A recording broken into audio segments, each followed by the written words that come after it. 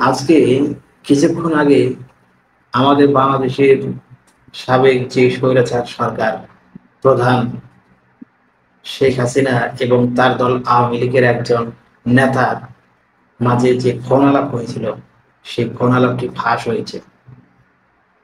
আপনারা কি সেটা চিন্তা করেছেন? কেন এই ফোন আলাপ ফাঁস হলো? কারা ফোন আলাপটি ফাঁস করলো? নিশ্চয়ই এখানে একটা রহস্য রয়েছে। কেননা জনগণ, সাধারণ জনগণ তো তাদের পিছনে লেগে থাকে না। তাহলে এই ফোন আলাপটি ফাঁস করলো কি? তারা কি বলবে, করবে, কি করছে সেটা তো আর জনগণ খবর রাখে না। তাহলে তাদের এই ফোন আলাপ ফাঁস হওয়ার কারণটা কি? কে করলো? মূল প্রশ্ন এখানে, কে করলো এই ফোন আলাপ ফাঁস? বুঝতে হবে এটা অটোমেটিক ভাবে ফাঁস হয় না। এটা ফাঁস করানো হয়েছে। এটা ফাঁস করানো হয়েছে এবং তাদের নিজেদের মাধ্যমে। এটাকেই বলা হলো স্ট্র্যাটেজিক কমিউনিকেশন।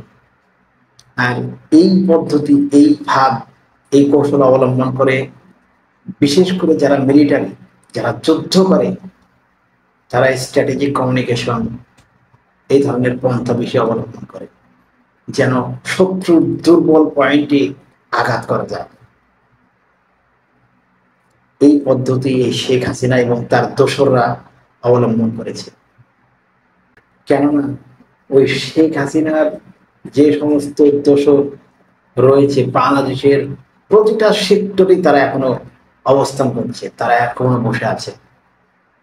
তারা বিভিন্ন রকমের পায়তারা করছে, বিভিন্ন রকমের কৌশল করছে, যেন এই স্বৈরাচার শাসককে আবারও আমাদের দেশে ফিরে আনা যায় এবং সে যেন আবার তার ক্ষমতার পুনরুদ্ধার করে।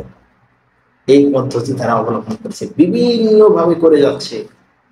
তার ভিতরে এই ফোন আলাপ ফাঁস হচ্ছে একটি পদ্ধতি, একটি কৌশল। তারা যে ফোন আলাপ করেছে সেখানে তারা দুই ধরনের আলাপ করেছে।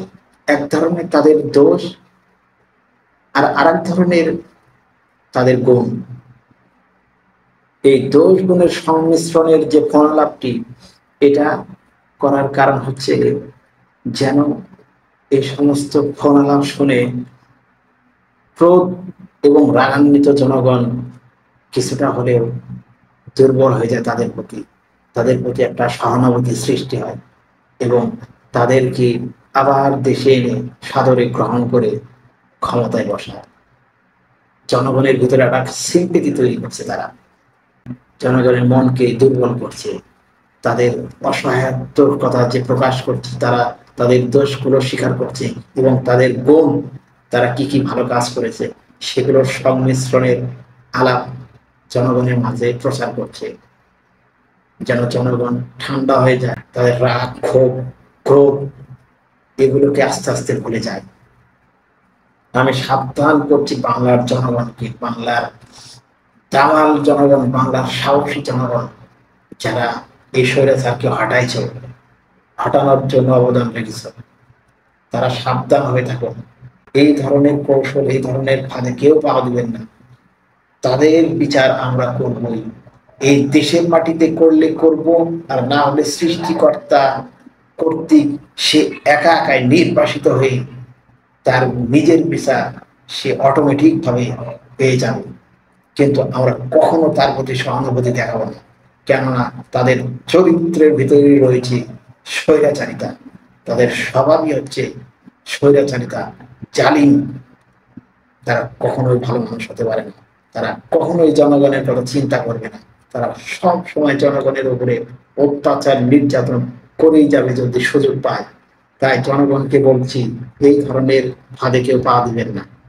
আর আমি বাংলাদেশের যত মেইন স্ট্রিম মিডিয়া আছে সকলকেই বলছি, যারা দেশের নেতৃত্ব রয়েছে, তারা যেন বাংলাদেশের এই মিডিয়ারা এই ধরনের এই স্ট্র্যাটেজিক কমিউনিকেশন কেউ প্রকাশ না করতে পারে।